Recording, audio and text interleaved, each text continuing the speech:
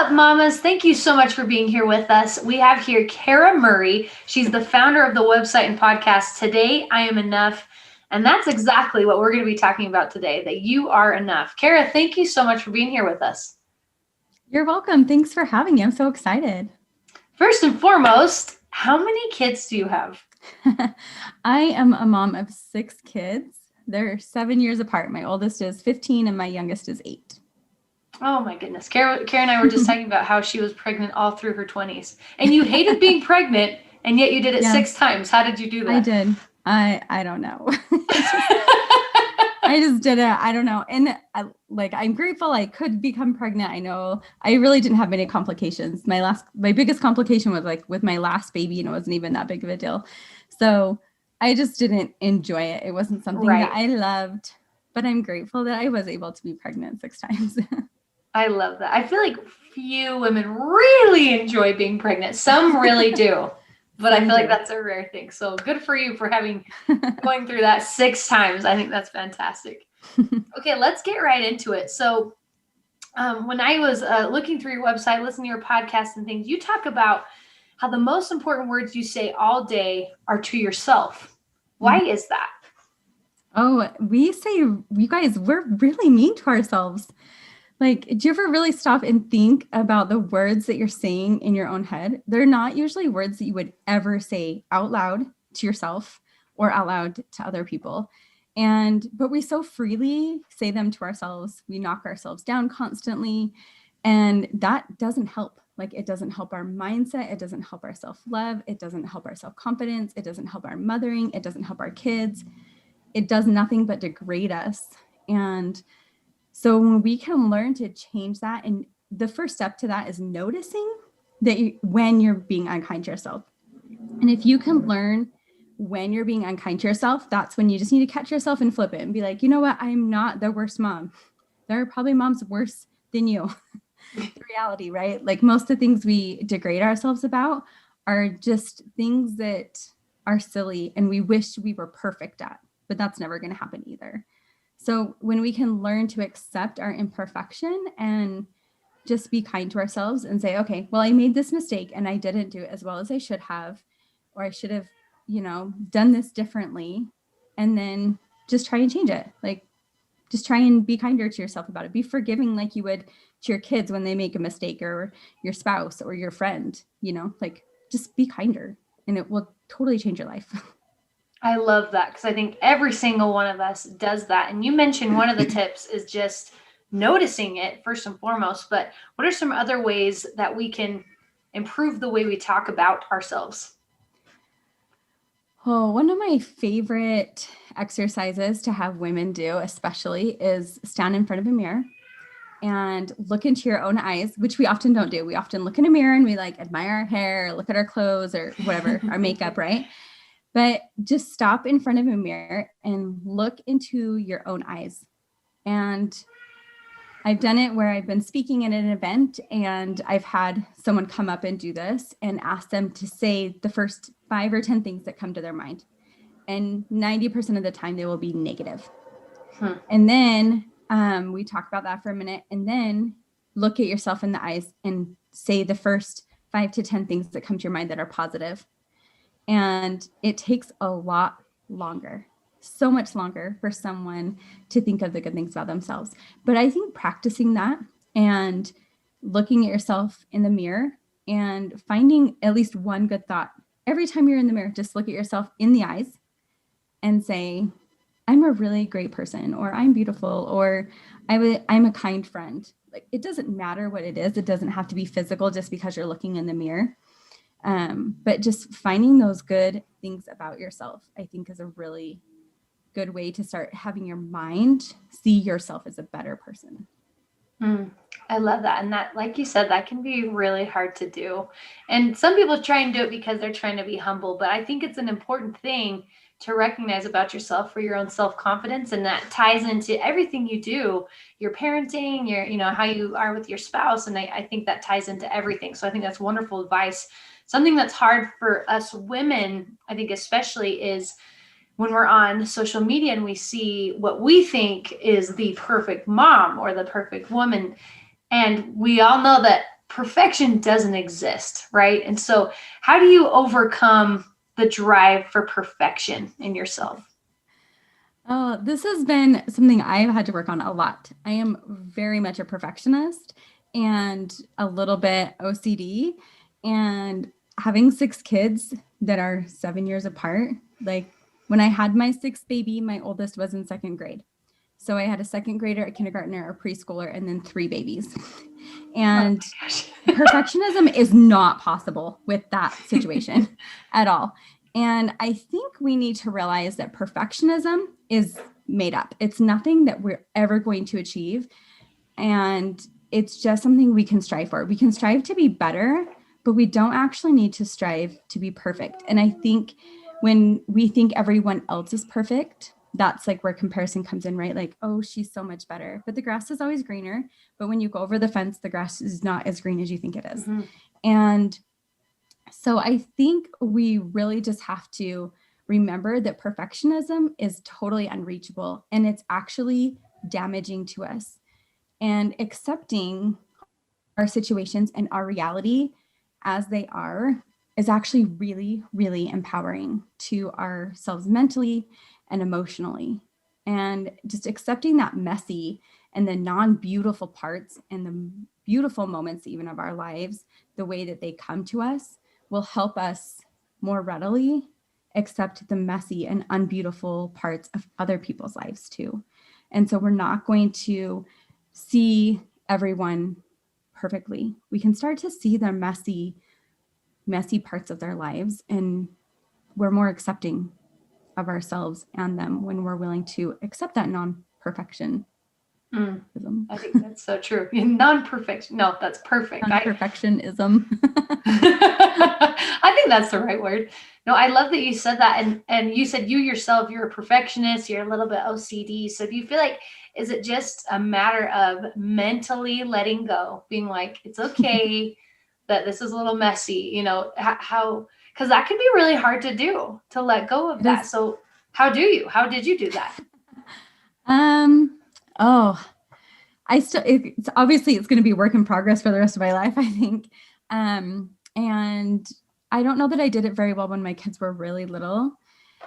I had a hard time. Like I really do need like my house to be tidy or it gives me a lot of anxiety. Mm-hmm. And they could never do it right. Like, like you sort the basket so the toys are in the right basket and you label them. But of course they're like 3 and they can barely read and they just don't care. They want to watch the show. So they just throw everything away, like throw everything in the bins, not away. But I think it's little things like that, being like, it's okay. They did their best. They did what I asked. It wasn't perfect. And I can organize it another day when it's driving me so crazy. I think it was probably after my 5th baby that I was talking to a friend and she's like, I realized like I always have to let go of something when I get a new baby. And I was like, did I do that? And I was like, yeah, I totally, like that standard that I had, something had to go. And I'm pretty sure by the time I had my 4th or 5th, it was my kids' hair. Like, oh, well, their hair is not cute. It's not even combed. It's not even brushed, whatever. Like we've got clothes on, we've got shoes on. We made it out the door in one piece. Like, something's got to give somewhere. And so you get to decide what gives, but something has to give and it shouldn't be your sanity. And so it has to be something that you can live with. And now like doesn't even matter, right? Like my youngest is 8 and my daughter above her is 10. And sometimes their hair gets done, but hopefully it gets brushed before they leave the house. And then my teenage boys will not comb their hair for the life of me. They just want to wear hats because their school allows it. And so something's got to give, And so my oldest son is known at his school for wearing a fedora every day, you guys. Every day.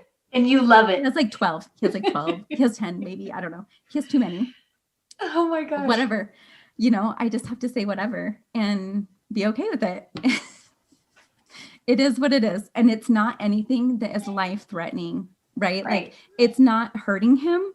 And so you just have to let go. If it's something that doesn't matter, sometimes we just need to say, I have to be okay with this not happening the way I want it to.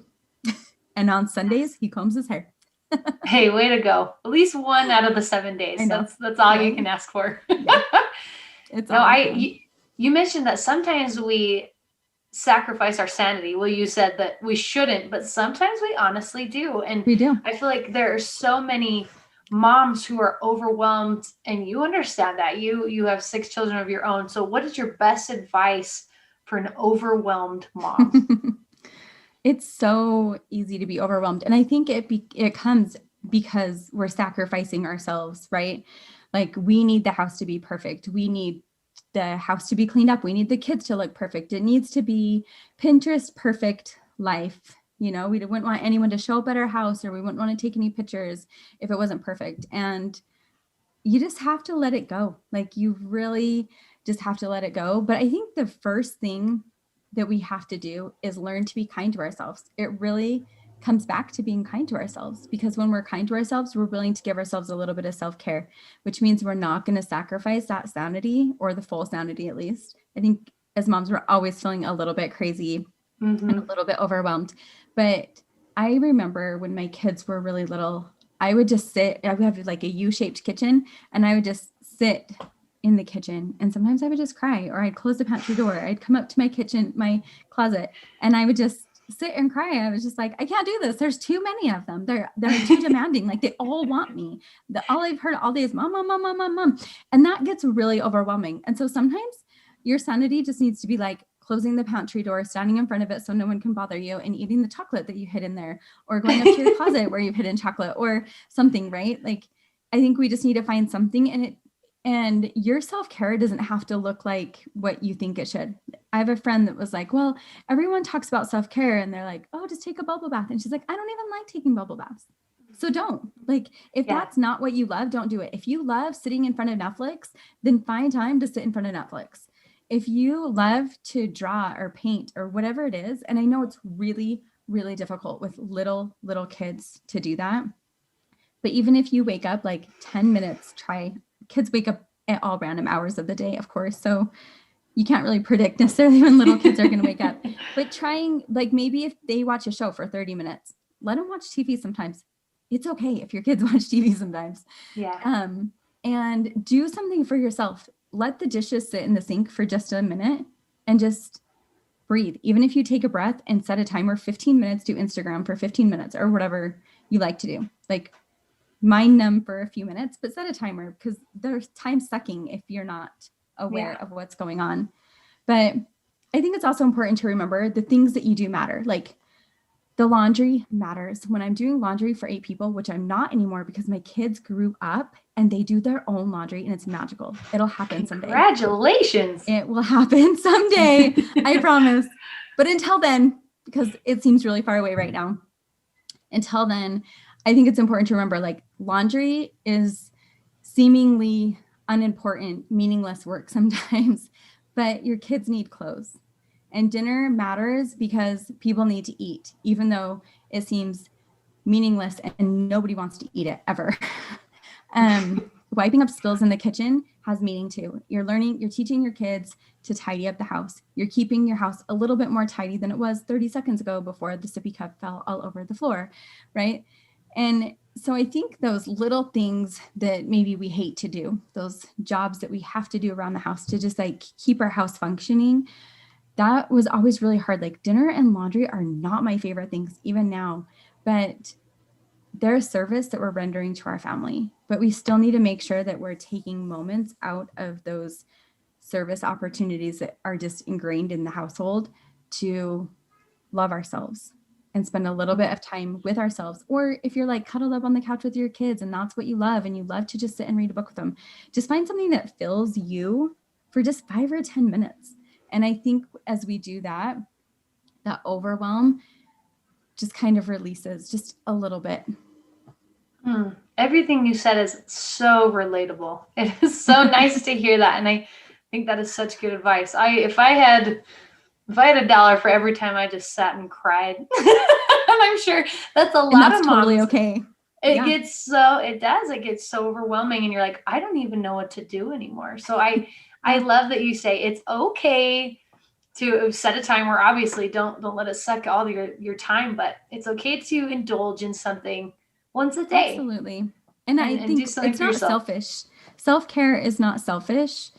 Just like you let your kids take care of themselves and you want them to bathe and read and do all the things they need to do, you need to let yourself do those same things also. It's just as important. And it's hard because as women, especially, we're like, oh, that's so selfish if I want to do anything for myself. But self-care is never selfish. It never is. I mean, I guess So it could true. get that way if it got excessive. Right. But generally, I think women aren't like that. Yeah, I think you're right. I love that. And I feel like we all know other, maybe once you kind of get a handle on things yourself, and maybe not even then, but when you see other moms who are overwhelmed as well, how do you have any advice to help, whether it be a sister or a friend or anybody that you see is extremely overwhelmed as a mom? Um, I think the biggest thing is we all want to be recognized. Like human beings want to be recognized, right? Like not necessarily as in like, look at me, I'm so amazing, but we just want to be noticed and we want to be loved. And kids aren't awesome at that. They are Yeah. sometimes, but not consistently. They're just not awesome at that. And so I think when someone comes to your mind or when you see someone else struggling, just even something as simple as sending a text message and just being like, hey, I just wanted to let you know that I'm thinking about you today. And I think you're awesome. And thanks for being a great friend or a great sister or neighbor or whatever, or whoever it is. I think just following through when you're thinking of someone, just following through with that as reach out to them because you never ever know who might need a pick me up. And it could be that woman that is the epitome of perfectionism.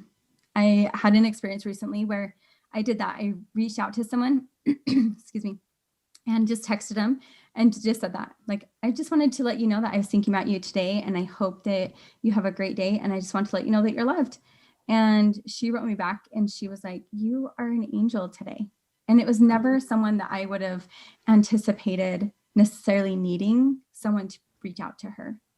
And so everyone needs it. Every single person, the person that you think is doing an incredible job and has the perfect life and the perfect house and everything, she still needs someone to notice and love her.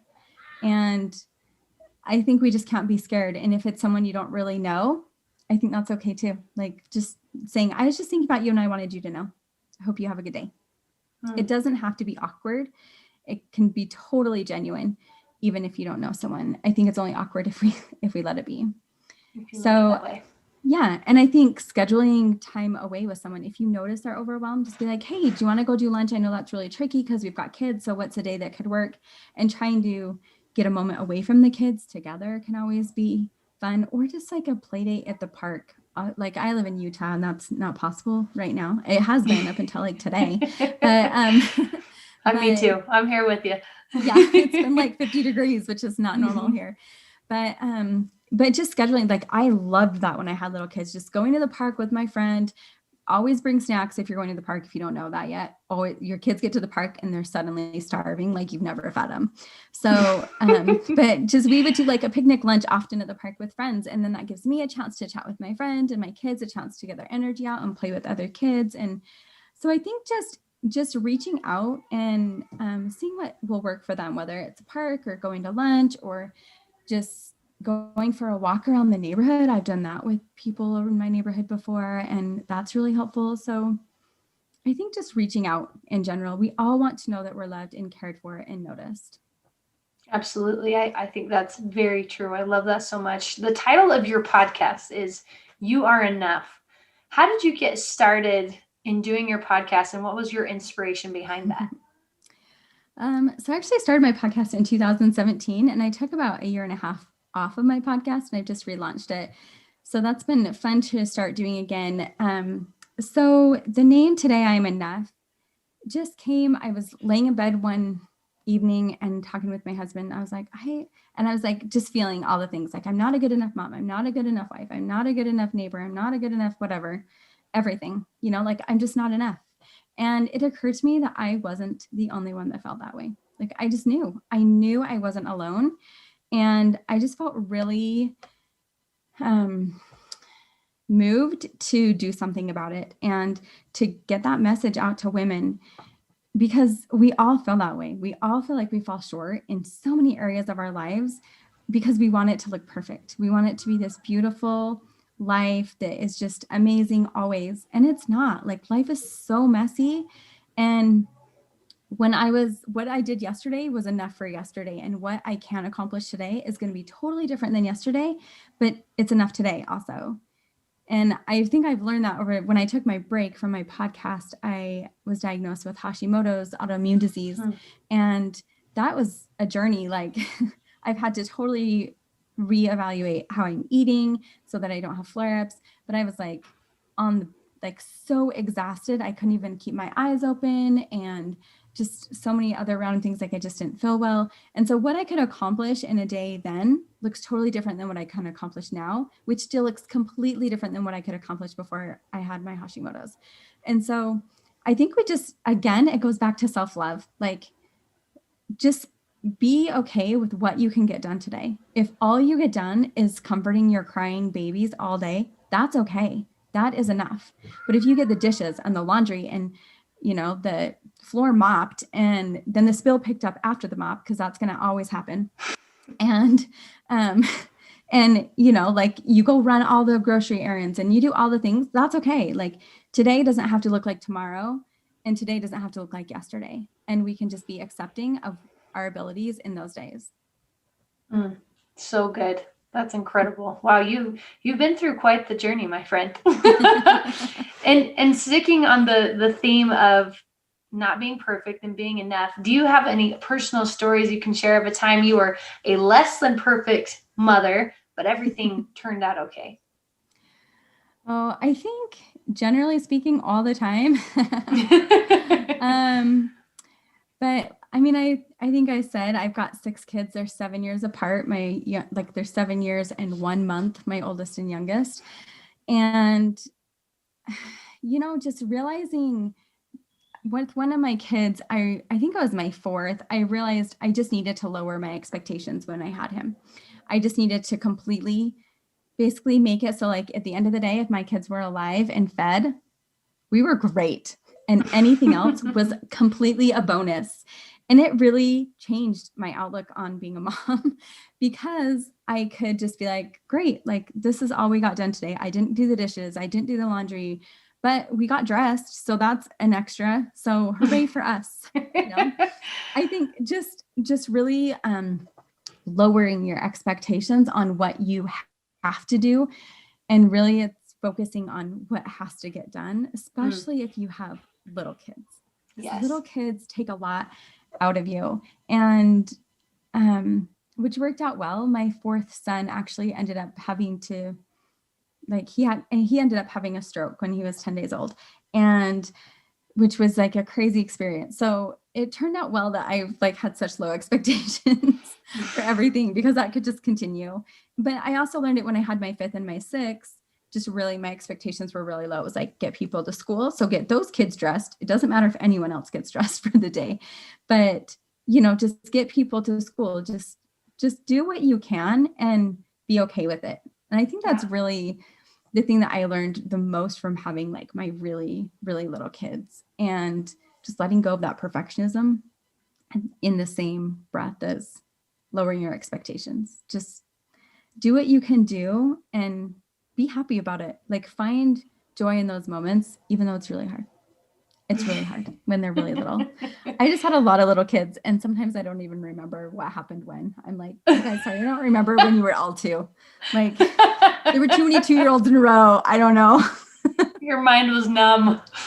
No, it is. It's true. It's so difficult. Yes, if I get my 2-year-old son a bath, I'm like, it's been a good day. Even it's yourself. If I bathe. Shower. Yes. And here's my dog. Hey, he's been really good during this interview. Hang on 1 second. Someone should okay.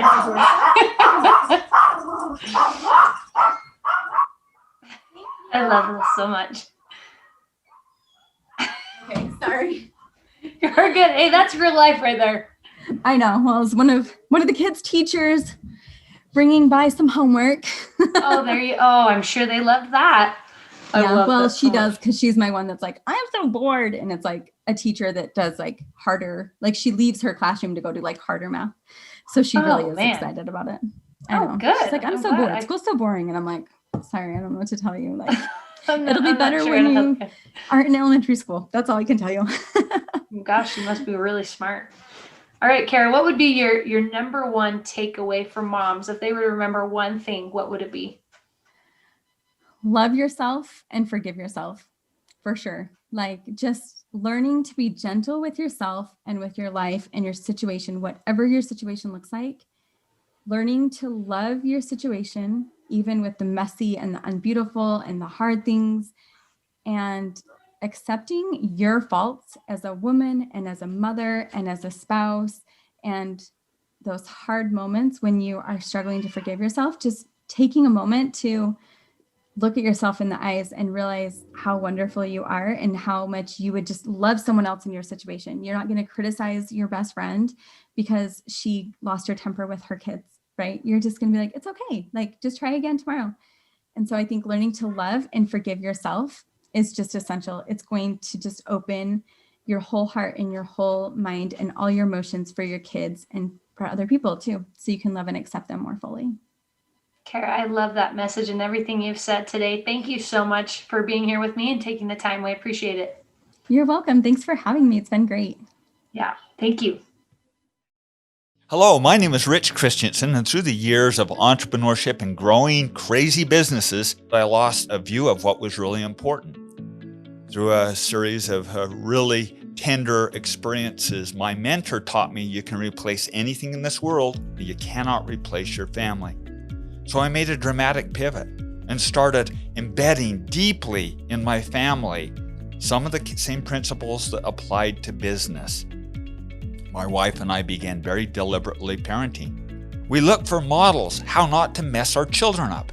There were really no good models to teach values, to entrench family unity, and to make sure that the values passed on in legacy to my children, and more importantly, my grandchildren and great-grandchildren. So like every great entrepreneur, I secretly created my own models. I was very hesitant to talk about it, but a few of my closest friends saw the impact that this was having on my children. I decided to take the processes that I used and create an online course so others could also work with their families to create tighter bonds, build confidence and self-esteem, while constructing a gorgeous legacy that they could live on past our lifetime. With this 5-part digital training series, you'll find the single most important lessons of thought leadership that I've ever created. There's 5 critical parts to this series, each with its very unique function. The first is symbols, creating unifying symbols that we all can touch to. Second is the doctrine, the guiding principles that we can tag and understand what the rules are. The third is the traditions or the rituals, where we actually formalize and we unite and show that we're unified with the values. The fourth, my favorite, the defining life events. The final section of this is the structure. What do the really wealthy families do to preserve their wealth and to pass on in the form of family banking? To pass on how you appropriately set up the will and how you embed your family constitution so that these values permeate and pass on. I can tell you firsthand that taking these steps to create a beautiful life for my family is the most important work that I've ever done and also the most rewarding. I would invite you to learn some of these principles, unify your family, bond them, and take some of the guesswork out of this. And I'm going to provide you the framework to make that happen with this 30 years of life experiences. So join me, get your membership to build family legacies today.